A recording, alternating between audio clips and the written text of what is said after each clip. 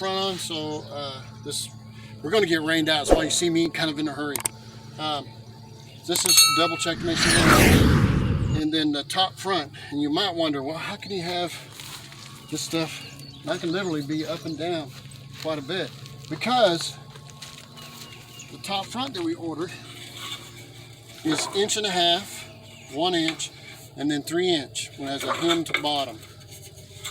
And now we're fixing to put it up, and you get an idea of what it's going to look like finished product.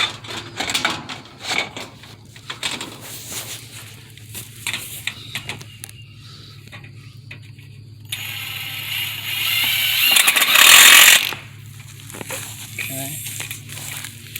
In this case, they left the corner down here. I may just go ahead and cut that off. I don't think I will though.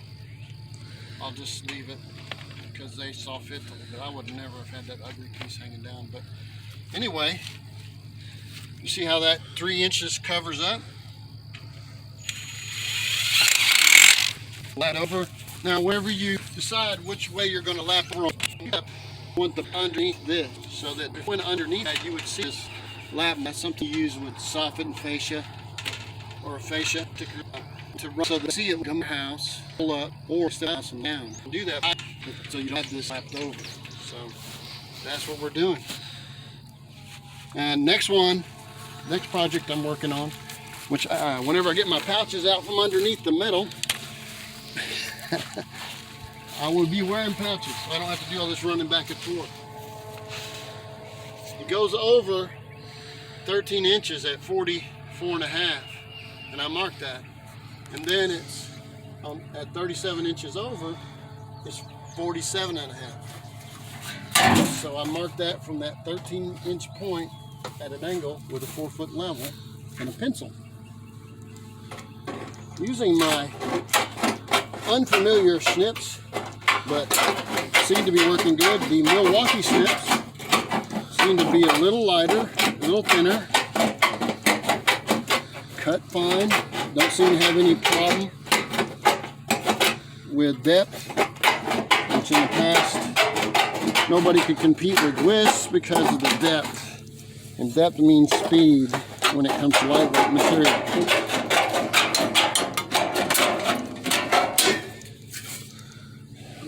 So I'm pretty impressed. They're cheaper. For whatever reason, Milwaukee is cheaper than Wiss, at least at Home Depot.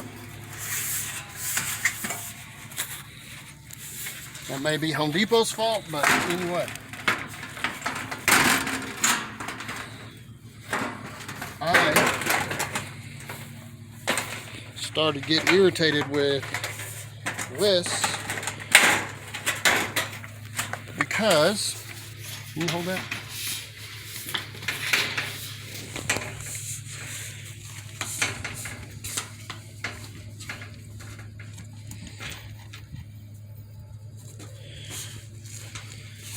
Wiss put a new lock, which I think they thought was a cool thing. And it has been very irritating for me. And I'll show you. See right here? That's an old beat up thing right there. That's been with me forever. Perfect example of the lock you like. The lock that I used to like, this one's bent so that it won't catch. It's like that. Handle's not there, but anyway, they went to this. Now what happens is this thing ends up getting bumped and I end up catching constantly. You wouldn't think so. So I end up pushing it past, then it ends up getting in way here. And invariably this loosens up with time and it swings over here and catches constantly. I don't like it at all. They need to go back to where they were. But they're more expensive than Milwaukee now, so they allowed their competition to catch up. All right. This is the Milwaukee Streamline, if you ask me, lock. Depth is the same right here. These are straights. It's crazy that I'm able to put Milwaukee in my budget. Didn't used to be able to, and can't on a lot of tools, but maybe I will in the future. Maybe Milwaukee's gonna try to appeal to people who are on a budget or don't want to throw their money away in a bad time. So this is 8 inches over to the corner and 47.5. We can allow a little bit of down angle inside that J channel, which is 1.25 inches deep up. And here we go. We're going to cut it, and hopefully I'll get to my pouches for too long. I'm afraid it's gonna rain by then.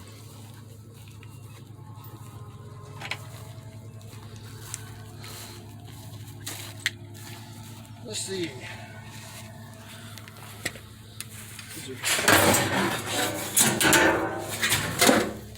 8 inches over. Guess I'll mark it with a pencil first. You can use a chalk line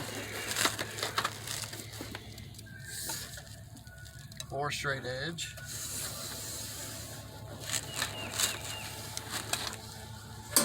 Now I have shears, so I can cut this with electric shears, but there's no point in me expecting you to buy shears for the one time you're going to do skirting. So we're going to score right on that line with a dull knife.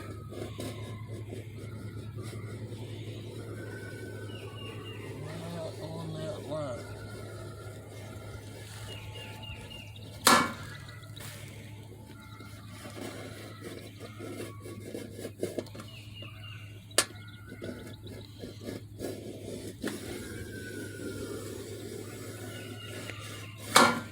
Now what I'm doing, like on drywall or anything else, I'm encouraging it to break there. We're going to hope that it does.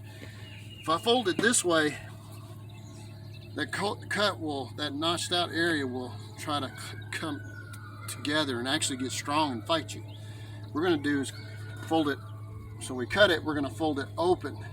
All right? Let's see if it works.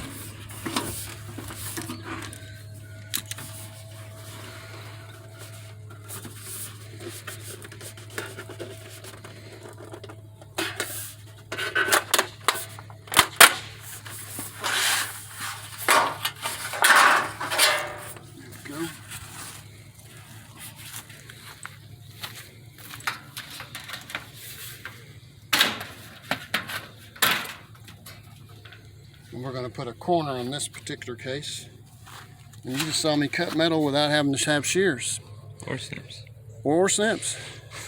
You could have done it with snips by cutting over every few inches and then cut up through that. It's long, but you can do it. So there we go. We're going to show you as we go along other things.